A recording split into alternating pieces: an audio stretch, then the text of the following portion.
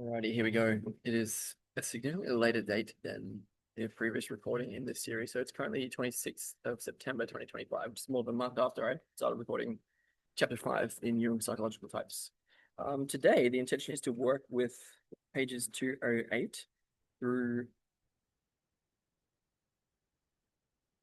221, namely sections 3C and D in chapter 5, which is called the type problem in poetry. And what we've been working on is essentially it's the problem of 3 and 4, but for Jung, it's we're describing this mediating symbol, excuse me, although it can be quite simple. So it's basically that we have this problem of opposites, the problem of all the different pairs of opposites, and that's the duality, that's the split condition that we're stuck in. And by sort of navigating our way between different pairs of opposites, we can one way of languaging what happens is to enter the problem of 3 and 4. But another way of languaging it is that we can uncover or access the creative principle, which is between any pair of opposites. And for Jung, and when I mean for Jung, I'm saying this is what Jung is trying to convey to us through the text. And we're understanding what Jung was trying to convey in a particular language, namely the language of the quote from Maria Prophetessa: one becomes two, two becomes three, and from the third comes the one is the fourth, that has been structuring my experience since I started engaging in psychology and alchemy, really. So for the last couple of years, but particularly in the last couple of months. So in chapter 5, what we've been doing is taking the previous understanding of this problem 3 and 4 and then applying it to Indian symbols and I would say Asian symbols in general of the mediating process. So we're using stories and quotations from Buddhism, Hinduism, and Taoism to try and unpack what is this problem of opposites and what is between them. And so for Jung, the hope is by steering between different pairs of opposites, we can identify what it is that's between them. And it has certain qualities, it's quite specific, and that's what we're looking to uncover some more of today. Namely, in section C, starting from page 208, which is called the uniting symbol as the principle of dynamic regulation. So it's something that this whatever is between the pairs of opposites in some way comes from the source of life, and it has qualities that express that. So, for example, when we're beginning with Jung, he's saying that we've been following the development of a redemptive principle from the pairs of opposites. And we're tracing the origin of these opposites to the same creative principle. But again, it has certain qualities already that we're identifying, namely redemptive and creative. And that means that for Jung, we're gaining an insight into a regular psychological occurrence. So the idea here is that there's something about this between different pairs of opposites where whenever a pair of opposites is encountered, meaning that we can't move past one side of the polarity, we sort of fall back within this creative principle. We rely on the same source of inner strength. And this is what Jung is trying to get more clarity about. And this is what he means by it's a regular psychological occurrence. So that the upwelling of this dynamic creative principle is typical in some way. And so Jung says that the impression that the occurrence is a regular one is confirmed by the Indian sources themselves. So mainly, we're trying to draw from the literature to identify certain qualities of this principle, namely the fact that it comes up regularly. We have an example of that. Another name for this dynamic principle, which is between the pairs of opposites, is Brahman or God in Indian terminology. And here, Brahman is identified with the word RTA, where RTA, I'm quite sure how to pronounce that. It means established order, regulation, destiny, sacred custom, statute, divine law, right, and truth. And according to etymology, its root meaning is ordinance, the right way, the direction, or the course to be followed. So this is a certain quality of Brahman. It's like it's a way that Brahman shows up, and it shows up as this this source, the right way to be followed, as in the right way of navigation between different pairs of opposites.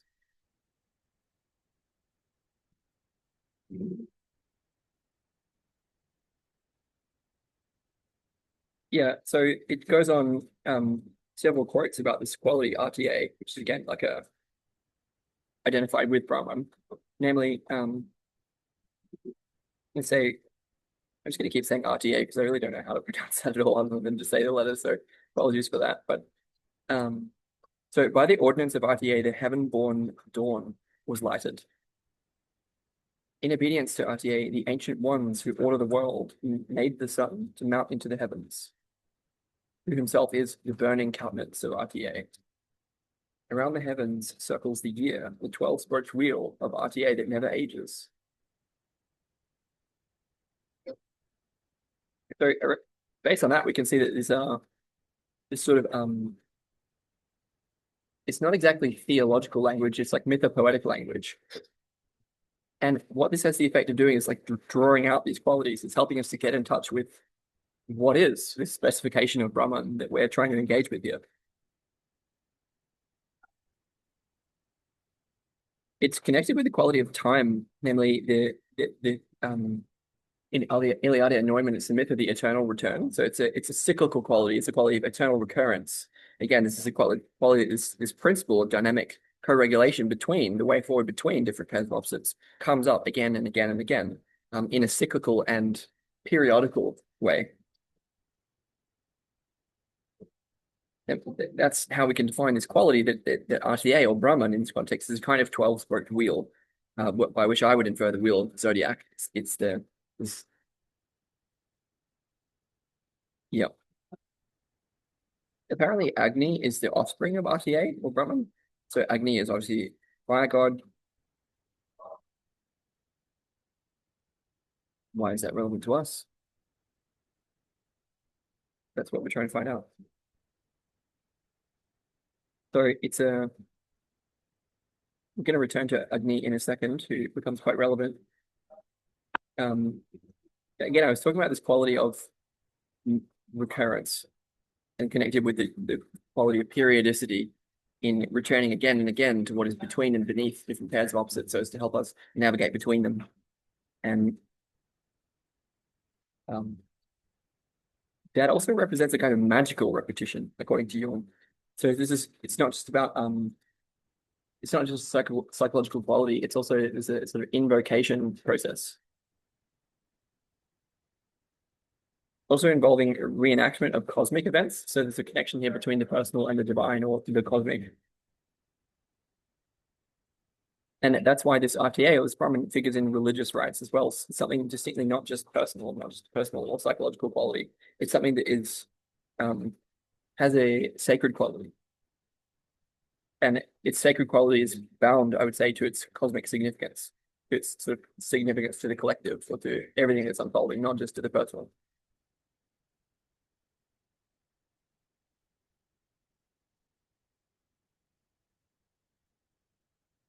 We're going to continue leaving behind. Actually, no, I do think it is kind of important. So it's like the idea that the gods are the child of this quality.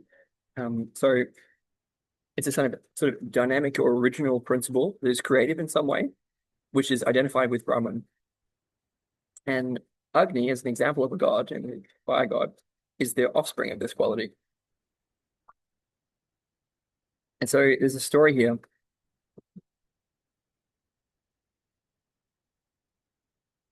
I'm going to substitute RTA for Brahman because it's easy for me to understand as Brahman. So, quote, as the rivers flow in obedience to Brahman and the crimson dawn is set ablaze, so under the harness of Brahman is the sacrifice kindled. On the path of Brahman, Agni offers sacrifice to gods. Quote, free from magic, I invoke the gods. With Brahman, I do my work and shape my thought, says this sacrificer.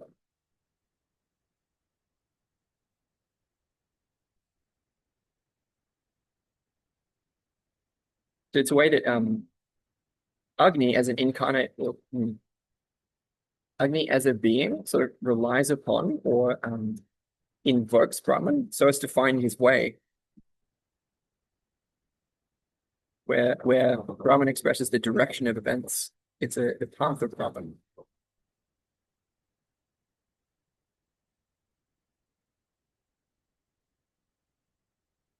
So again, here there are some more associations that Jung draws on, which don't feel that relevant to me. So we're going to continue here. This is on page 209. So when humans worship Agni, and I'm just going to clarify this a little bit more color on that. Agni is the Hindu god of fire and a crucial deity in Vedic religion, serving as a divine messenger, purifier, and mediator between humans and the gods. He embodies various forms of fire, from the sun and lightning to domestic and sacrificial hearts. Revered as the priest of sacrifice, Agni carries offerings to the heavens and is invoked in many ceremonies, such as marriages, where fire is seen as a witness to important actions. Often depicted with multiple faces, tongues, and arms, riding a ram, and considered the guardian of the southeast direction. Anyway, okay, there you go. Deity of fire, divine messenger, purifier, witness, and symbol of energy. Okay, and now we're talking about Agni a little bit more. So it's kind of like equivalent to Hermes in the Greek tradition. So when we worship Agni,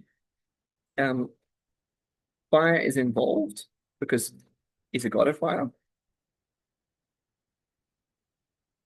And that fire is a kind of symbol of the regeneration of life, among other things.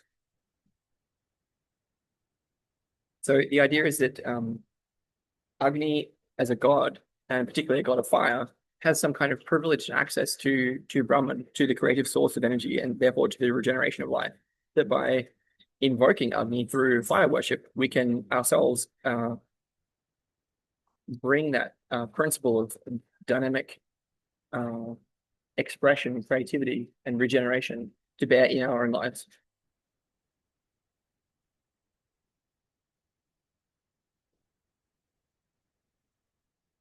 For Jung, obviously, this is regeneration of life also has to do with recovery of libido. So it's the idea that by freeing psychic energy, we can sort of there's this kind of when we invoke a god, it's kind of offering oneself up. So it has a self-sacrificial, self-offering quality. There's a devotional quality. This is about liberation. It's about opening ourselves so that things are not stuck, but instead offered up to. So the idea is that by properly performing practice, like this kind of, we're talking about religious practice here. So we're talking about sacrifice, we're talking about devotion, we're talking about magical invocation, sacred fire ceremonies, this sort of thing. By doing this, we allow, like through the worship of Agni as an example, we allow what Brahman is to flow through us and to flow through our own bodies and into our own lives. That would be one way of talking about it. We keep going here.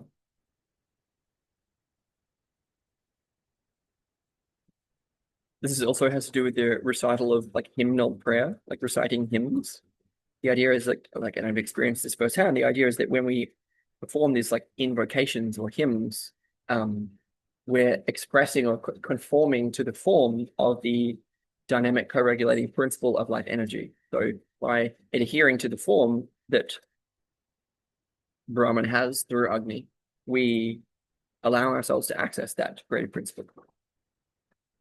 Like there's an idea that by enacting those hymns, what those hymns point to actually becomes present with us and through us. It has to do with a revival of vital feeling. Again, it's a regeneration of life. It has to do with vitality. It has to do with a sense of streaming energy. So you talk about this in the language of Kundalini, but one doesn't have to. It's in general compared to a spring gushing from its source to the melting of iron-bound ice of winter in springtime, or to the breaking of a long drought by rain. So this is the theme of like the restoration of the flow of life,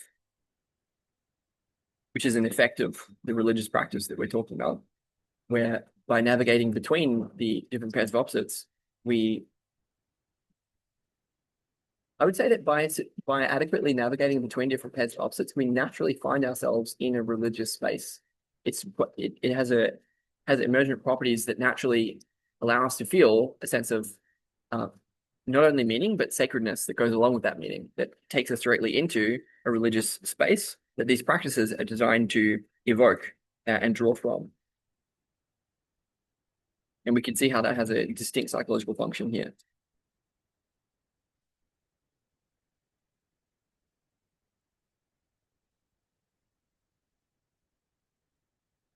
Continuing. So Brahman appears as the actual source of energy from which Agni is born. So it's the where Brahman is the source of libido, and that's kind of where the gods dwell, and hence that's the place from which gods are brought forth in sacred ceremonies. So there's kind of invoking of a certain place, namely an energetic place, an original place from which divine beings issue forth. And that makes this page 211, that makes Agni a kind of positive manifestation of latent libido. He, in his being, is an expression of libido brought forth into the world. That makes Agni a manifestation, an actualization. He's an accomplisher or fulfiller of Brahman. It's quote charioteer, the charioteer of Brahman. Well, he's like Apollo. Yep. So Agni is a kind of messenger. He brings the gods to mankind, their power and blessing. They represent definite psychological states in which the vital feelings and energies flow with greater freedom and joy.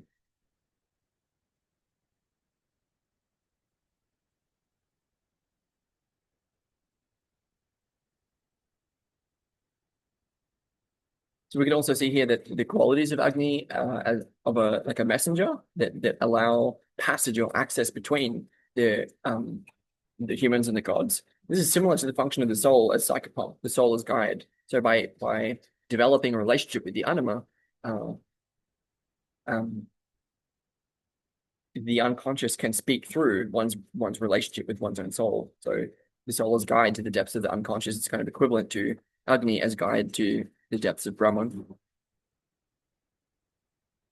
The quote from Nietzsche, "You with your fiery lances shatter the ice-bound soul of me, till with high hope it advances, rushing and roaring into the sea." Exactly the same thing. It's like by establishing and developing a relationship with the soul where she's sort of taken out of dormancy and into vitality, into livelihood through right relationship. Um, there are renewed qualities of emotionality, vitality, and optimism that are particularly associated with access to what the sea represents, which is here the unconscious or Brahman, God. There's an invocation that echoes that theme. May the divine gates, the increases of Brahman, open themselves, that the gods may come forth. May night and dawn, the young mothers of Brahman, sit down together on the sacrificial grass. So there's according to Jung, there's an analogy here with the sunrise. So it's the quality of the dawn. So Brahman appears as the sun, since it's from night and dawn that the young sun is born. Yeah, so this is essentially that Jung is just wanting to say that the concept of like RTA or Brahman is a libido symbol. It's like the sun, it's like the wind. It has a spirit, it's about spiritual, the quality of spirit. It also has quality of energy, quality of vitality, quality of regeneration. But the RTA here is again equated with Brahman, is a little bit less concretistic, and it contains the more abstract element of a fixed direction or regularity. So it's the idea of predetermination, ordered path or process. So again, it's like an internal place that one can continually access by navigating between different pairs of opposites. One returns this kind of a source.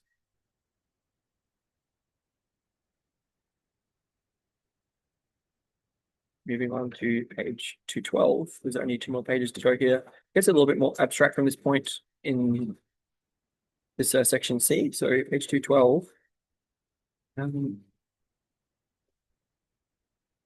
Yeah, so like the reason that Jung is invoking libido a lot is because libido as psychic energy naturally has these attributes as well. So where for Jung, the concept of energy necessarily includes the idea of a regulated process. Like energy for Jung always manifests in terms of these different oppositions. And one of the oppositions is this polarity between high and low potential. So this dynamic regulation, this flowing wave-like process.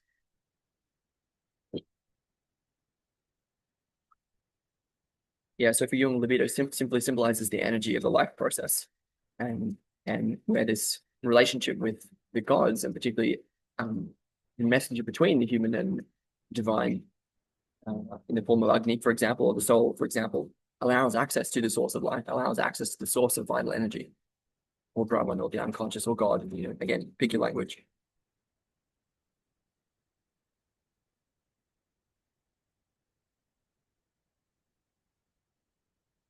And so libido for Jung passes through every conceivable transformation, which is why one of the reasons that there are so many different mythic forms which express this, because it's about transformation itself.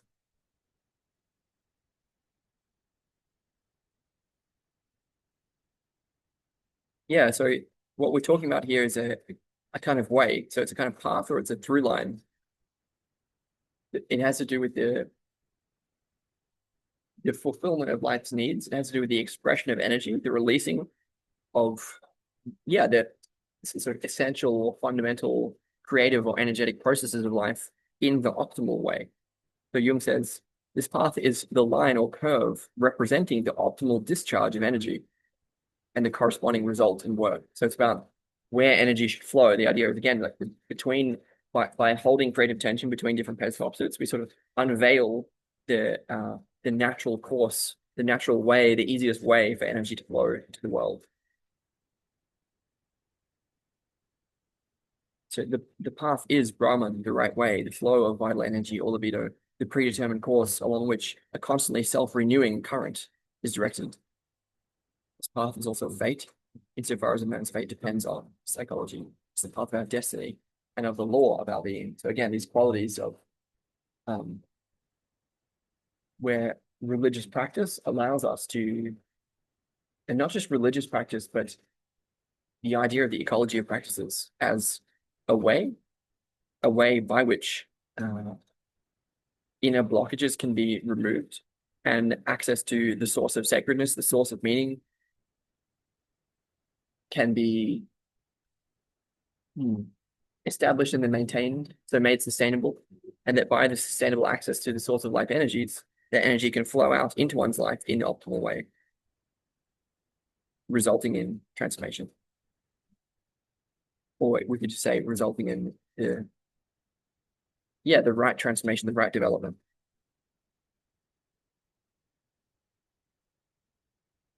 Jung does not think of this as complete surrender to one's instincts.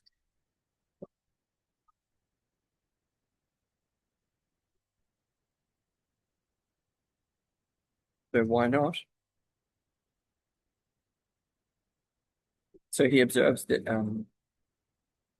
anyone who's simply sort of left to their own devices in a surrendering and instinctive kind of way also have a moral code.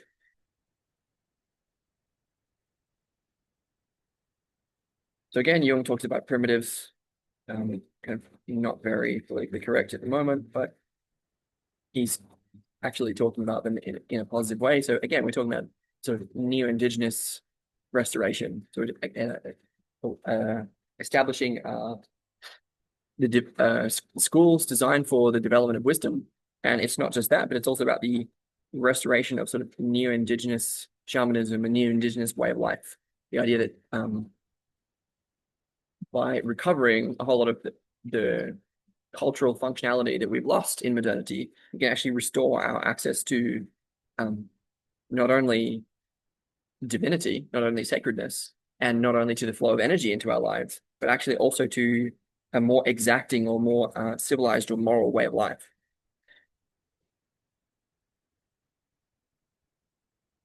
This is how Jung was able to say that for the quote, for the primitive, his naturalism leads to law giving.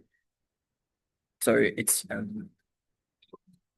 so for Jung in this context, morality is something inherent in the laws of life, So it's not something that we have to impose in an arbitrary, top-down and patriarchal way. It's more that morality, again, is something inherent in the laws of life and is, quote, fashioned like a ship, fashioned like a house or a ship or any other cultural instrument. The natural flow of libido, the same middle path, means complete obedience to the fundamental laws of human nature. Again, we're talking about this quality that when we can practice life, practice wisdom, practice religiosity in such a way that energy can flow naturally into our lives, then that's kind of equivalent to an obedience to the fundamental laws of human nature. It's about creating space for the natural upwelling or emergence of, I would say, simply phenomena from the source. So whether that be energy, so the idea that there is a center of life, center of vitality within us that can give rise to creative solutions to real problems that we experience. And that by trying to solve problems at an egotistical and superficial level, we kind of get stuck and can't progress. The idea being that we need to sort of get out of our own way and allow for these creative, emergent, upwelling processes to, in a way, take over or show the right way through different pairs of opposites. And for Jung, that's completely equivalent to obedience to the fundamental laws of human nature. It's about getting out of our own way and allowing our nature to express itself. That is, for Jung, the same middle path or the middle way of Buddhism. It's equivalent to that. For Jung, he says there can positively be no higher moral principle than harmony with natural laws that guide the libido in the direction of life's optimum. So Jung is not saying, he's strongly asserting that this is not an immoral process, and in fact that morality is a naturally emergent phenomenon that we gain back, that we get restored to ourselves by the adherence to these natural laws. So we have to escape the trap of thinking that morality, as we've conceived it, is void if we recover the source of life in terms of nature. That's not the case at all for Jung. And I would say I strongly agree with this, that the fundamental laws of human nature naturally give rise to true civilization. And so there's a non-distinction between nature and culture here, where again, naturalism leads to law-giving. We have to take away our preconceptions about what it means to be civilized, restore our access to the source of life, and understand and indeed respect the fact that if we can allow space for what has been repressed, that morality and indeed natural laws are the direct result of that.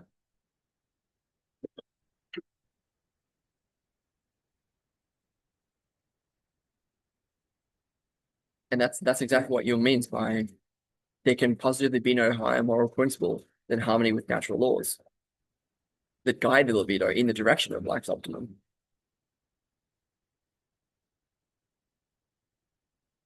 Yeah, so this optimum is a sort of like optimal flow of energy into life. How can we, in an optimal way, navigate the challenges of life by allowing for the flow of vitality? And for Jung, that can't be reached by unbridled craving for individualistic supremacy.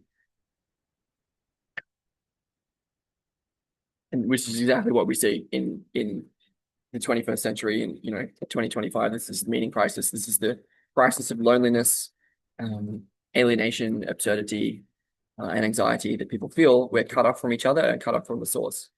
So by restoring our access to the source of life, we also, in a sense, negate our individuality. It's about restoring the sense of togetherness,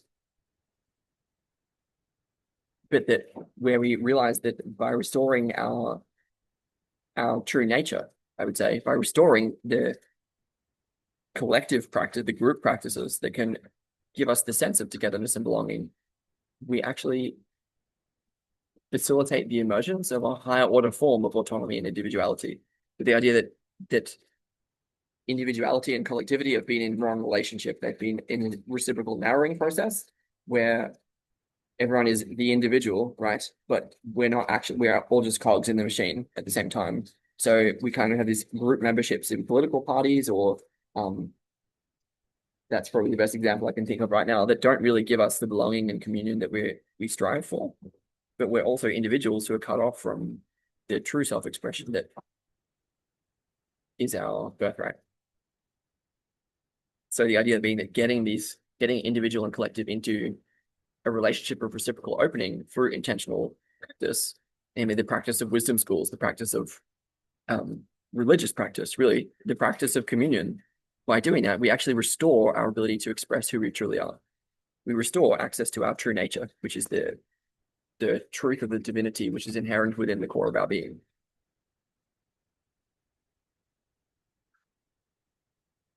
So it's not just about surrender to instinct.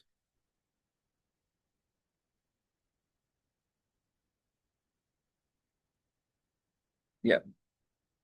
So Jung again articulates that we really don't understand these Eastern concepts very well.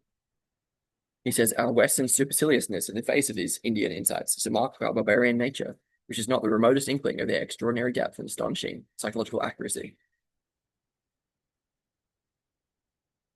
Yeah, so it's a Jung saying that if we distrust our own nature, if we feel that if we remove all the sort of guardrails, we feel that everything's gonna fly off the handle, or we feel that by restoring our access to the truth of our nature, that morality is compromised, that feeling is itself a symptom of our barbarism. So um, I would say it's because of an inner insecurity. It's because of our lack of integration of our own dark side that we feel that that would be dangerous. So, quote, and because we are still such barbarians, any trust in the laws of human nature seems to us a dangerous and unethical naturalism. Why is this? Well, because under the barbarian's thin veneer of culture, the wild beast lurks in readiness, amply justifying his fear. So we are the true barbarians. We who feel insecure, we who feel that we cannot allow nature to express itself through us. We are the true barbarians because under the thin veneer of our culture, the wild beast lurks in readiness. Yeah, and as Jung says, but the beast is not tamed by locking it up in a cage. I'm thinking here of Kafka's Panther.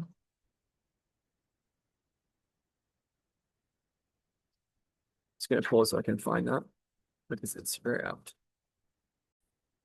I found it, but it's actually a real bit because that shows how much exactly I know about the poem. But the point is, I'm just going to read the poem, and then we'll talk about what it means. The poem by Rainer Maria Rilke. This vision from the constantly passing bars has grown so weary that it cannot hold anything else. It seems to him there are 1,000 bars, and behind the bars, no world. As he paces in cramped circles over and over, the movement of his powerful, soft strides is like a ritual dance around a center in which a mighty will stands paralyzed. Only at times, the curtain of the pupils lifts quietly. An image enters in, rushes down through the tensed, arrested muscles, plunges into the heart, and is gone. Only at times, the curtain of the pupils lifts quietly. An image enters in, rushes down through the tensed, arrested muscles, plunges into the heart, and is gone. Again, look that up and dive into some reflections on that if you're curious. For me, that's essentially expressing the feeling that we're locked up in a cage, the feeling that again, Jung says, under the barbarian's thin veneer of culture, the wild beast lurks in readiness, amply justifying his fear. But the beast is not tamed by locking it up in a cage. There is no morality without freedom. There's no morality without freedom. And isn't Rilke beautifully expressing this? It's like, what does it feel like to be trapped in these bodies full of repressed emotion, full of stricture and constraint? Well, it feels like being a panther locked in a cage where nothing is really able to get in, except at the very smallest of moments. And I would say it's even expressing the circumambulation around the center and the center of the self. It's the mighty will which stands paralyzed is Brahman in this context, is God. And it's again, it's not our will, it's not the will, the free will as we've known it. It's the will of God. I would say, and the weariness is perfectly expressive of the weariness of God that we explored in the episodes on Prometheus and Pandora. It's about the exhaustion of the tired old Sky Father God who's trapped behind our personhood. Okay, so the idea here is that we, in um our fake culture of stricture, constraint, alienation, anxiety, absurdity, lack of belonging, lack of meaning, lack of authenticity, that is true barbarism. That's not real culture at all. It's by restoring our access to nature itself, again, by restoring um some neo-indigeneity, I would say. I mean, I know that's simplifying a lot, but that's how we not only restore access to the source of nature, the source of life itself, but also to true morality, because there's no morality without freedom. And that's what allows Jung to say it's barbarism that must first be vanquished before freedom can be won. We have to, it's about removing the dross. It's about, yeah, we can be without fear, right? We feel that we're going to be unconstrained, um, or let loose in a certain way if we really access the core, the depth of our being. And that's exactly the move we need to make if true morality is to emerge. Jung says barbarism must first be vanquished before freedom can be won. Or this happens in principle when the basic root and driving force of morality are felt by the individual as constituents of his own nature, and not as external restrictions. So it's about getting out of this the externalized force of shame, social judgment, social morality. Again, this is Nietzsche's herd morality. It's about allowing for the true depth of individual expression and trusting that true morality is a constituent element of individuality itself. And to get to that place, Jung says, how else is man to attain that realization? But through the conflict of opposites. I say, is that not, that is exactly expressive of what I was encountering in July and August, particularly July 2025. It's only by undergoing the intense personal conflict between opposites within oneself that one can restore access to true morality, which is not imposed, but is emergent. Okay, that is the end of 213, and that's the end of section C. I'm going to press on into section D from page 214, which is the Taoist section. So section D from 214, the uniting symbol in Chinese philosophy. So we're talking about Indian analogies just then. And again, we're continuing with the idea of the middle way. So it's a middle way between different pairs of opposites. In China, it's the Tao. Again, this comes up as it's associated with Taoism, with Lao Tze. It's the way of heaven. The meanings of Tao: way, method, principle, natural force or life force, the regulated processes of nature, the idea of the world, the prime cause of all phenomena, the right, the good, the moral order. These are, again, Western takes on the meaning of Tao. In this context, Tao is essentially equivalent to Brahman. It's the mediating middle way between different pairs of opposites. Some translators might translate it as God, although it's not a being.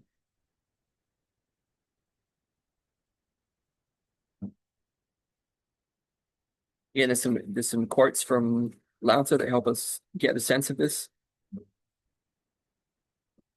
From Lao Tzu, was Tao the child of something else? We cannot tell. But as a substanceless image, it existed before the ancestor. There was something formless yet complete that existed before heaven and earth, without sound, without substance, dependent on nothing, unchanging, all-pervading, unfailing. One may think of it as the mother of all things under heaven. Its true name we do not know. Way is the name that we give it. And again, this is expressing or elaborating on the qualities of the Tao. It's likened by Lao Tzu to water. Quote, the highest good is like that of water. The goodness of water is that it benefits the 10,000 creatures, yet itself does not scramble, but is content with the low places that all men disdain. It's this that makes water so near to the way. For Jung, this is the idea of potential itself.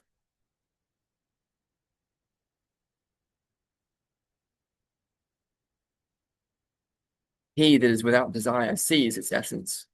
He that clings to desire sees only its outward form.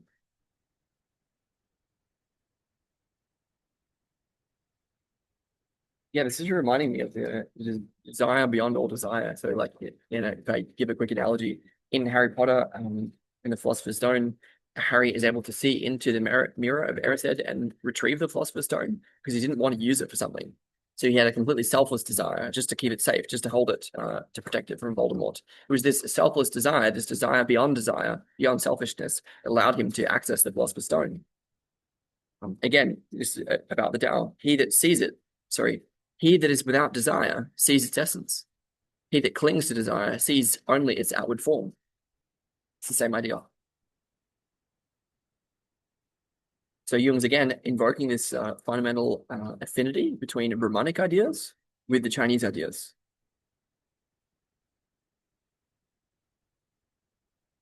So the primordial image underlying Brahman Atman and underlying Tao is as universal as man himself, according to Jung.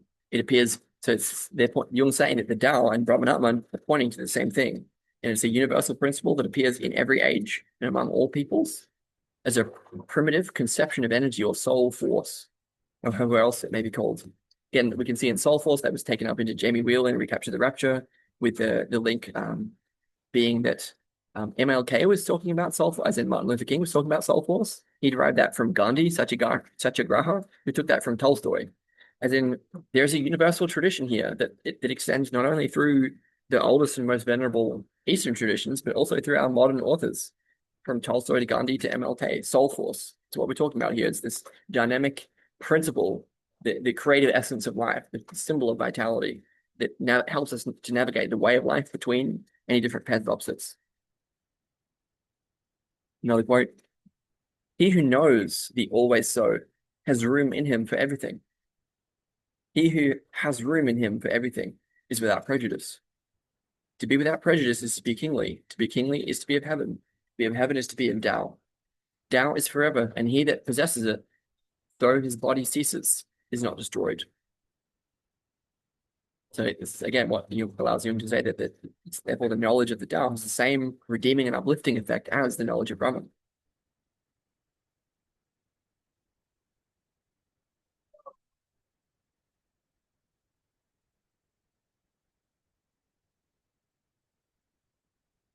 As we become one with Tao, we become one with unending creative energy. Analogies to Marie Bergson, which I won't go into. A couple more quotes. "Tao is a thing impalpable, incommensurable. For though all creatures under heaven are the products of Tao as being, being itself is the product of Tao as not being. Tao is hidden and nameless." So for Jung, it has a quality of an irrational union of opposites, symbol of what is and is not. That's the mediating symbol that is between all pairs of opposites. It's the same thing for Jung. So all these quotes are pointing in one direction for Jung. Again, quote: the valley spirit never dies. It's named the mysterious feminine, and the door of the mysterious feminine is the root of heaven and earth."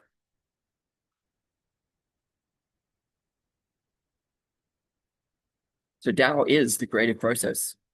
It's as begetting as the father and as bringing forth as the mother. It is the beginning and end of all creatures. He whose actions are in harmony with Tao becomes one with Tao. So this in Taoism, they have it. The perfected sage is one who has liberated himself from all opposites, having seen through their connection with one another and their alternation. Therefore, it is said, "When your work is done, then withdraw. Such is heaven's way." He, the perfected sage, cannot either be drawn into friendship or repelled, cannot be benefited, cannot be harmed, cannot be either raised or humbled. It's the same kind of quality. Again, for Jung, being one with Tao resembles the state of infancy. Can you keep the unquiet physical soul from straying? Hold fast to the unity and never quit it. Can you, when concentrating your breath, make it soft like that of a little child? He who knows the male, he who knows the masculine, yet cleaves to the feminine, becomes like a ravine, receiving all things under heaven. And being such a ravine, he knows all the time a power that he never calls upon in vain. This is returning to the state of infancy. Again, you shall become like little children. It's the same kind of thing. the impunity of that which is fraught with this power, maybe likened to that of an infant.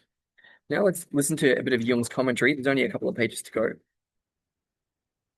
So Jung says again about this principle of the Tao.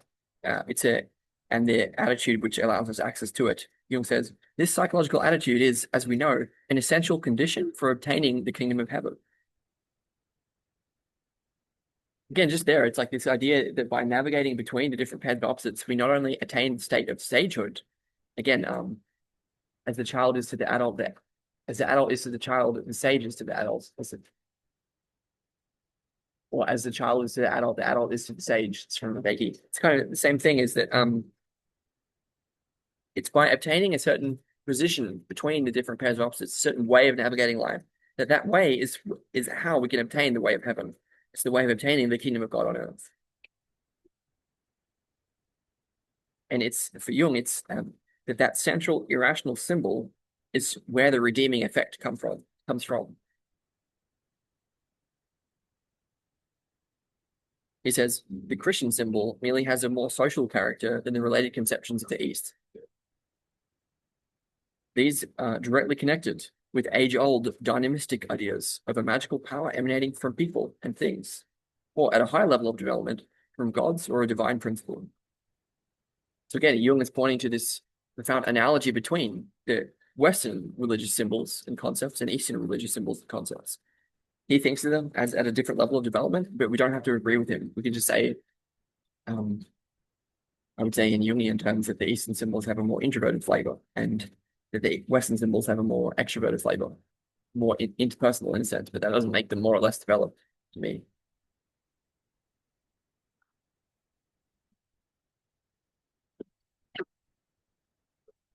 Again, for Jung, and I'm going to try and get through this. We're at page 216 of 220. Tao is divided into pairs of opposites, yin and yang, where yang is warmth, light, masculine, yin is cold, dark, feminine. Yang is heaven, yin is earth. Yeah, so from the yang force, the celestial portion of the human soul rises. From the yin force, the earthly part of the human soul rises. And that means that as a microcosm, man is the reconciler of the opposites. Heaven, man, and earth form the three chief elements of the world in the Taoist conception. So the human is mediating the split between, in this case, heaven and earth, or between yang and yin.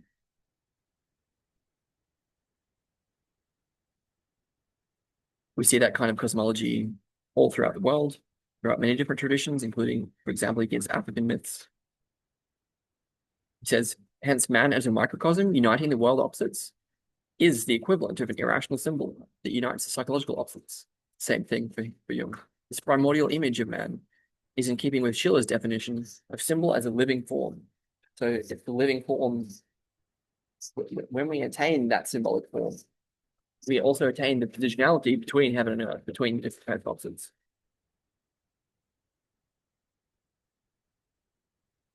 Where these he gives a quote from Faust: two souls, alas, are housed within my breast, and each will wrestle for the mastery there. The one has passion's craving crude for love, and hugs a world where sweet senses rage. The other longs for pastures fair above, leaving the murk for lofty heritage.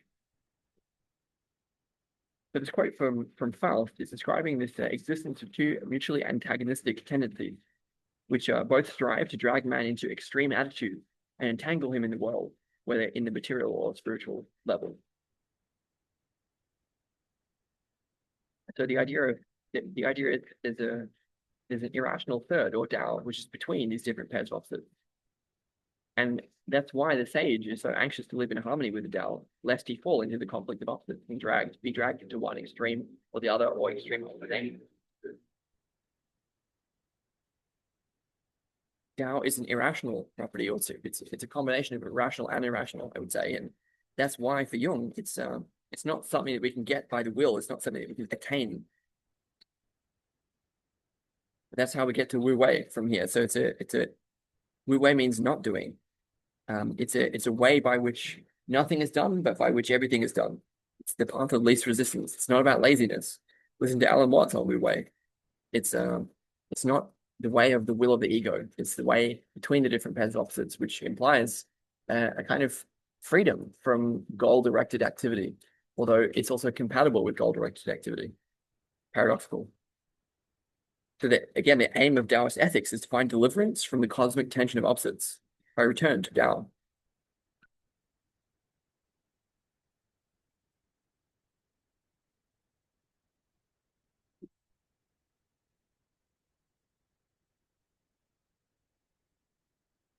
Moving on to page 217, he invokes the story of the sage of Omi, Omi, in this connection, who's a Japanese philosopher. And that philosopher, he talked about two principles, Ri and Ki, Ri and Ki, where Ri is the world soul and Ki is the world stuff, world soul and world stuff. However, he talks about how they're both the same, they're both attributes of God. So they're the same because they exist only in him and through him, where God is the union of the two. Where finally, soul embraces both Ri and Ki. There's a way that soul is this mediating principle, even though the two was world soul, world stuff. So this is kind of analogy to the human layer being between heaven and earth, between yang and yin. It's soul, which is between any two principles that we define. Anyway, this guy quotes this philosopher, Japanese philosopher. He says, as the essence of the world, God embraces the world, but at the same time, he's in our midst and even in our bodies. That makes God a kind of universal self, while the individual self is the heaven within us.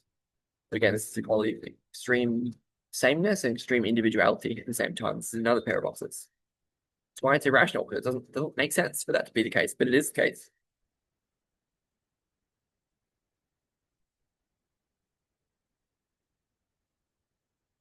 Jung goes on with a distinction between the true self and the false self, drawing from Toju, where, sorry, I think so the Sage of Omni was a story from that Japanese philosopher whose name is Toju. And so he went on to distinguish true and false self, and where the false self is the acquired personality, it's the kind of it's the persona, it's the built up effects of experiencing the world. It's different from the true self, which we unveil by the practice of sagehood, the practice of religiosity. So persona is, as in Schopenhauer's words, persona is how one appears, not what one truly is. It's not about the essence. Whereas the individual self or the true self is also called being alone or knowing alone. It's this quality of essence or primordiality, solitude is involved. It's by aloneness, I think I would connect uniqueness, individuality here.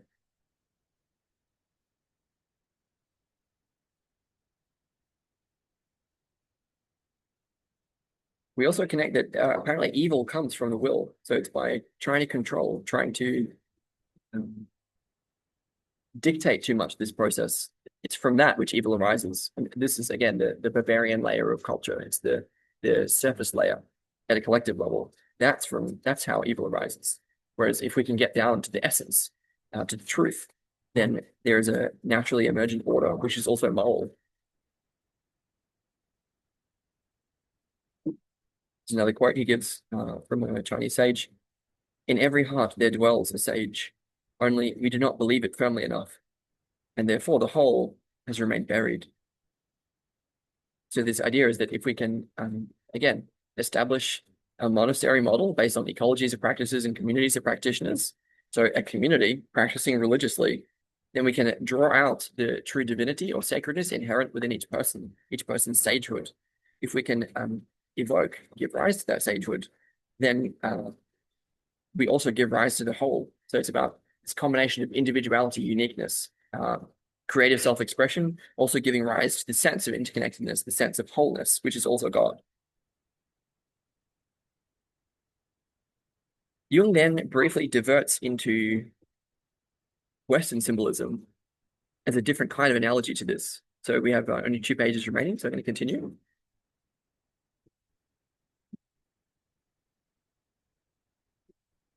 So it's this central primordial image, which we can think of as Tao or Brahman in this place, this way of navigating between the opposites. It's that image that also helped to solve the problem in Wagner's Parsifal, which is a Western myth. It's the Grail legend, as in the legend of the Holy Grail.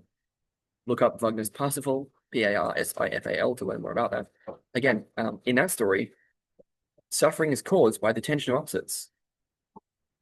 And that tension of opposites is represented by the Grail.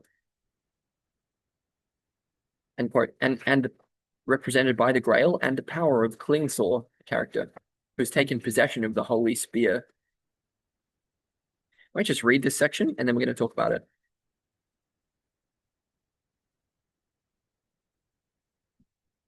So there's a character named Klingsaw who's taken possession of a holy spear. This is in the Wagner's Parsifal. And that character, Klingsaw, has put a different character named Kundry under a spell, which according to Jung symbolizes the instinctive life force or libido that Amfortas lacks, Amfortas being the hero.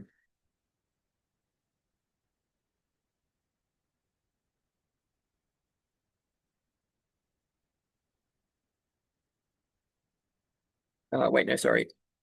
Amfortas is someone who possesses the Grail but lacks libido and so suffers. Whereas Parsifal rescues the libido from the state of restless, compulsive instinctuality because he doesn't possess the Grail. It's again, it's kind of an analogy to Harry Potter's process where it's only by not wanting the stone that he can retrieve the stone. So Parsifal as the hero has nothing. He's Nerdvadva. He's Parsifal is free from the opposites and is therefore the redeemer, the bestower of healing and renewed vitality. The characters aren't so important, it's the qualities that are important here. It's freedom from the opposites, which is again the goal. So this freedom from the opposites makes Parsifal not only the redeemer, but also the bestower of healing and renewed vitality, who unites the bright heavenly feminine symbol of the Grail with the dark earthly masculine symbol of the spear.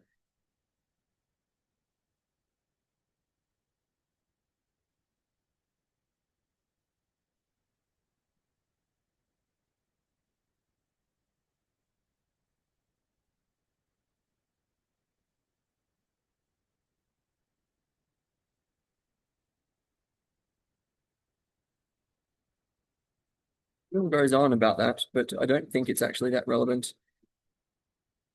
He's sort of making this distinction from the Freudian idea that libido is only sexual. Not. It's psychic energy entire.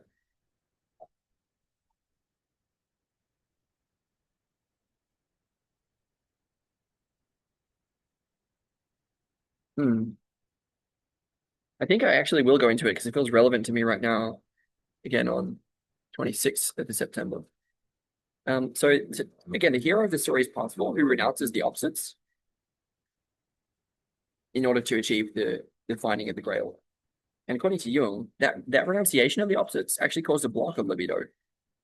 So it's a kind of it's getting out of the opposites. It's so getting away from involvement in the world in some way. For Jung, this at the moment is creating a kind of block that for Jung creates a new potential and thus made a new manifestation of energy possible. So it's a kind of by saying no to participation in the opposites, one restores access to energy inherent within one. So it allows a new way for energy to flow.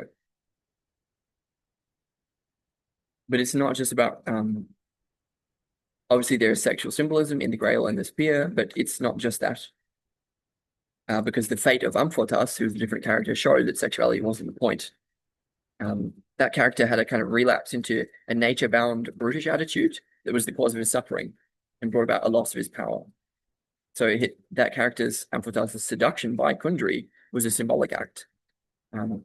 According to Jung, it's showing that it's not sexuality that dealt him his wound, so much as an attitude of nature-bound compulsion, a supine submission to the biological urge, which is carefully distinguished from what Jung was talking about earlier. So it's the kind of attitude that expresses the supremacy of the animal part of our psyche. So the key here is that we do have to perform this restoring function. It's this returning to the depth of our being. It's the returning to access to nature without being completely submerged by it. It's like it's not that the animal part of our psyche is made supreme or made totally dominant. It's that it's allowed space to express itself. The fate of Amphotas is expression of the supremacy of the animal part of the psyche, which is not what Jung is recommending.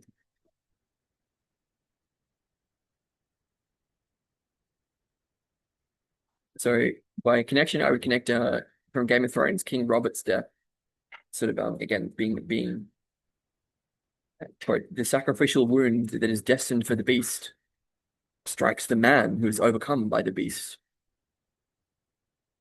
So King Robert's death is symbolic of this kind of a fate.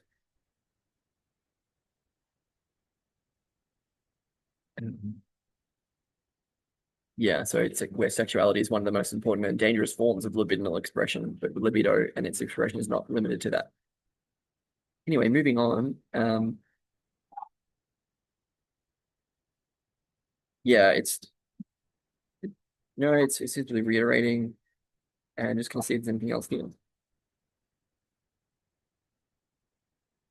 Jung says, what lies behind sexuality or the power instinct, Freudian and Adlerian psychology, what lies behind them is the attitude to those things. Insofar as the attitude is not merely an intuitive phenomenon, but also a conscious function, it's a view of life. It's a view of the whole of life. That means that, like he's talking about how our conception of those problems is influenced by certain collective ideas that condition our mentality.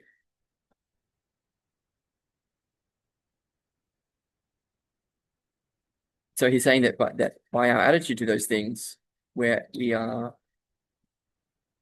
by the attitude to those things, which is that they're overwhelming or dominant, the sexuality, the sexual instinct or the power instinct, where those are unrestrained and dominant, and overpowering.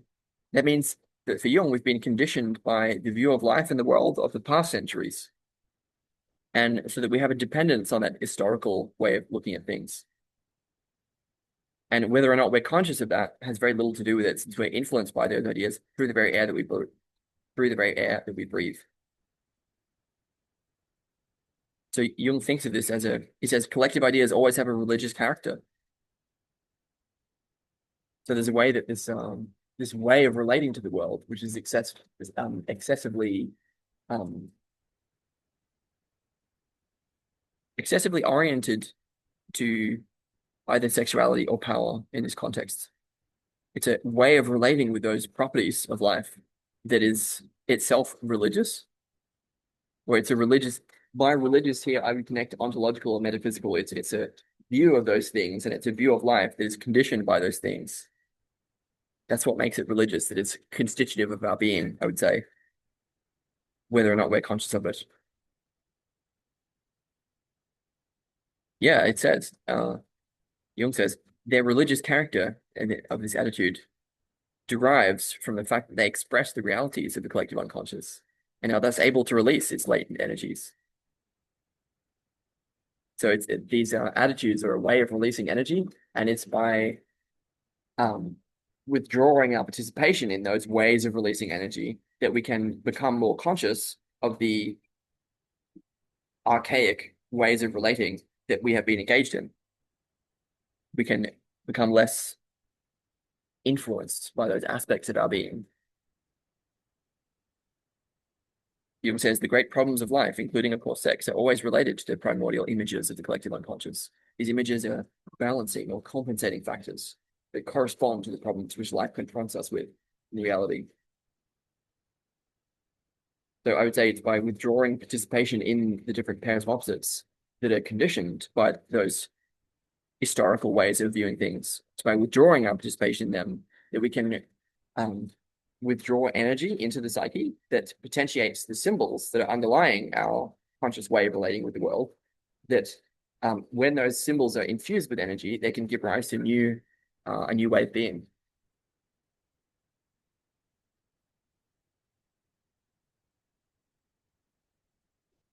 He says, every great experience in life, every profound conflict, evokes the accumulated treasure of these images and brings about their inner constellation. But they become accessible to consciousness only when the individual possesses so much self-awareness and power of understanding that he also reflects on what he experiences instead of just living it blindly. In the latter event, he actually lives the myth and the symbol without knowing it. So this, for Jung, is the power of contemplation and philosophy. Psychology, moreover, is to reflect on what we experience, to be mindful and to be more aware. And that's connected here with the qualities of sagehood. It's becoming more innocent, more childlike by actually. Well, it's a paradox because we have to both deeply participate in life as it unfolds, but also that reflection is a part of life, and reflection on experience is a manifestation of I would say, in a sense, a more evolved way of being, certainly a higher way, you could say, that is totally compatible with reconvening with the source of our being. I'm going to stop here. That this has been sections C and D from page 208 or 9, 208 to page 221 in chapter 5 of the problem of types. And we've been talking about different qualities of the uniting symbol, which is between different pairs of opposites, and the sort of cross-cultural convergence on what Jung talks about as the symbols of the self, the symbols of the dynamic, regulating source of vitality and energy that when we can both fully participate, but also withdraw our participation, so witness and participate in the pairs of opposites, then we can allow life energy or libido to flow through us in such a way that we can constellate a new way of life in the world. Or again, this is also this is what Jung means by the transcendent function, the removal of participation and the emergence of a new way of being, like from extroversion back into introversion and then into extroversion again. But it's also the problem of 3 and 4. It's about holding the creative tension between the two, between duality, and then going deeper than that, going into the depth of our being, where there's this transformative process between what's represented by 3 and 4 that I've talked about in other places. It gives rise to a new way of relating among opposites in the world. So from 1 into 2, from 2 down into 3 and 4, but then back into duality again, and then back into unity. And next time we'll continue with section 4 in chapter 5, which is the relativity of the symbol, where we get to talk more about symbolism of the Grail, more about Dante, more about femininity, the worship of women, and the worship of the soul. Finally. Okay.